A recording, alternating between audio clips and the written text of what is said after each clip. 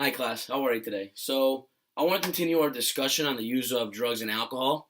And we're not just going to talk about how it affects us or has affected us or affects people around us, but we're going to use a real life example from the reading action. We're going to connect the homework we had last night to today's discussion, which is on the book Beyond Belief by Josh Hamilton. We're going to get into that in a couple minutes.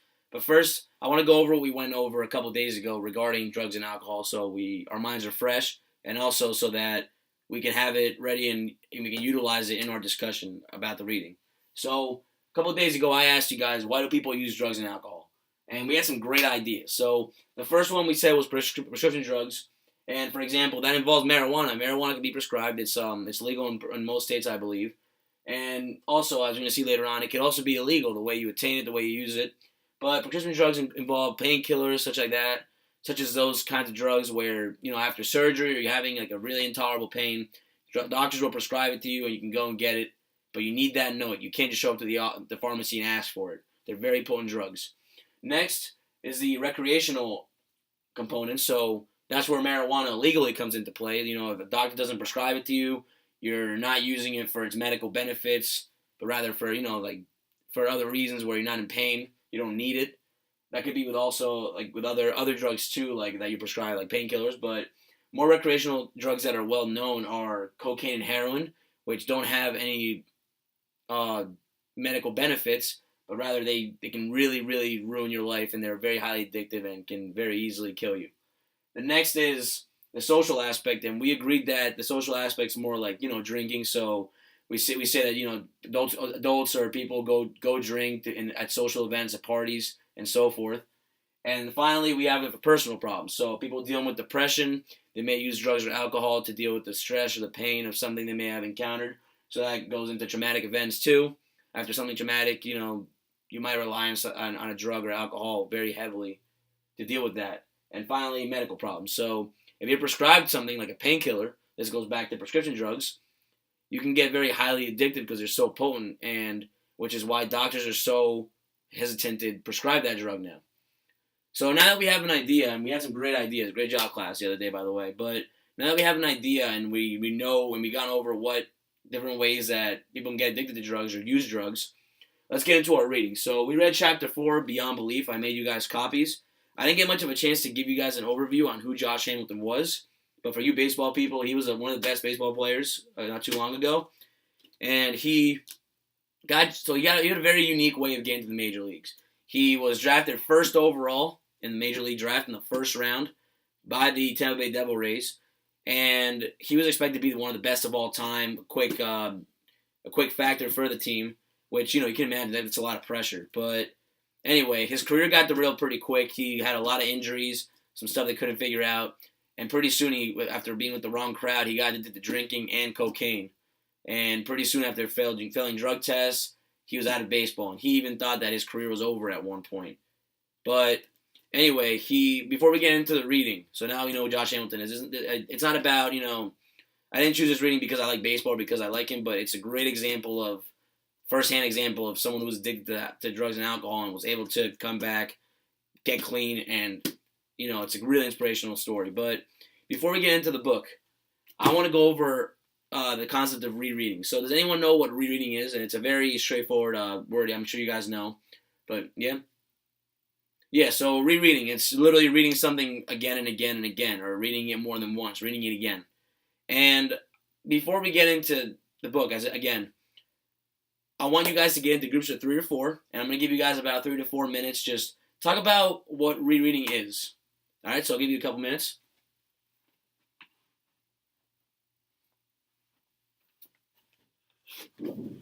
All right, so we got this poster here.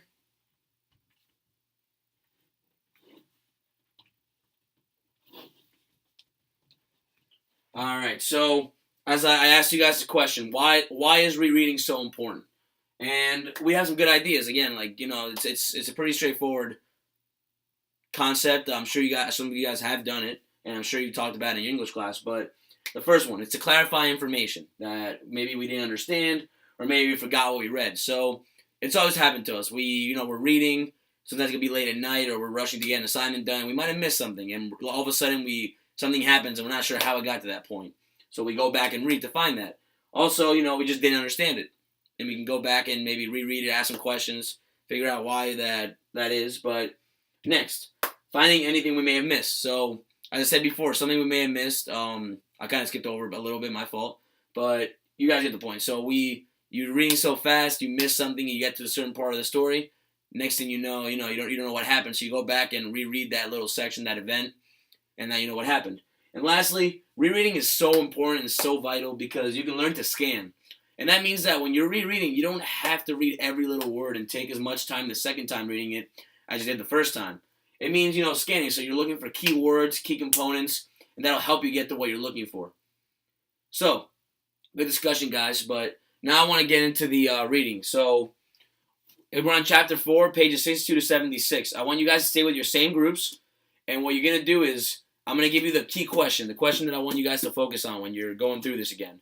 So, the question is, and some of you may know it, maybe some of you didn't read, so this will be your time to, catch up, but the question is, why did Josh Hamilton get addicted to alcohol? Like, how did he get addicted? And obviously, we know he tried it, so that's not a way to. That's an obvious way, but there's some deeper meanings behind it. So that's the only clue I'll give you. But I'll give you guys, like 5-6 minutes to talk about it. Find some examples from the book, and we'll get back. All right, go. All right, guys. So, anyone have any good ideas? I got some stuff here bookmarked, but I want to see what you guys have to say. All right. Yeah. So turning to what page is it? Page 69. Okay. So we're starting at the very last paragraph. So what was wrong? Why didn't my life feel as good on the inside as it looked from the outside? To me, the problem was incredibly simple. My back hurt, and nobody knew why. Ever since that accident, I couldn't shake the stabbing pain I felt whenever I changed directions quickly or attempted to make an explosive movement. Good. So, and also, to that point in my life, I'd never been alone. To that point in my life, I'd never been without baseball. To that point in my life, I'd never been without my parents. So that's actually a great point. So, as you said, his he'd never been alone before. He was lonely. That goes with the depression factor, right? He was alone for the first time. Kid coming out of high school. There's a lot of hype behind him. They thought he was gonna be one of the best. He'd been hurt. He couldn't get back on the field. He couldn't do anything about his career. All right. So anyone else? Good job. Yep. So same page, right in the middle. So, and maybe it was inevitable that once I found a place where I felt I belonged, even if it was a tattoo parlor, I stayed there. It was non-threatening and comfortable, and nowhere else in my life could I find a place that was both. Also, you see that down here, yeah. For me, the chair was an escape. I could sit there and escape from baseball, and people wondered why I wasn't playing, and the whispers that suggested I wasn't really injured and had lost my drive for the game. With my eyes closed and the ink taking shape under my skin, the world got a lot smaller. There was no expectations. Nobody told me how great I was or how great I could be.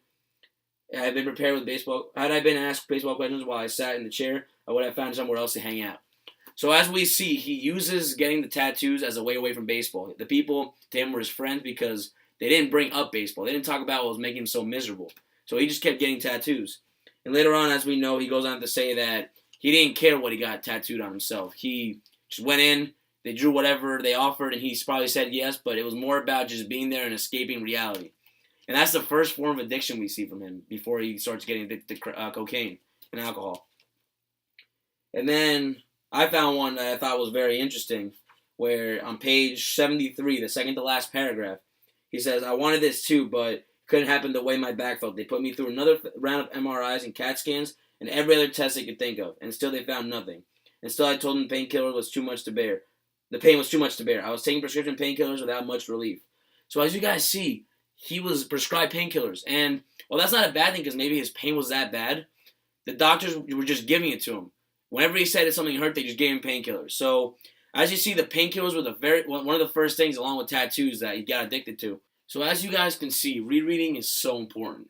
Obviously, like, we're talking about drugs and alcohol, but the point of this also was to show you guys and give you an example of how rereading is so important. So, for example, when I was reading this book and the first time I read it, I asked myself, how did he really get addicted to drugs? And I knew it wasn't because he all of a sudden, started doing cocaine or started drinking.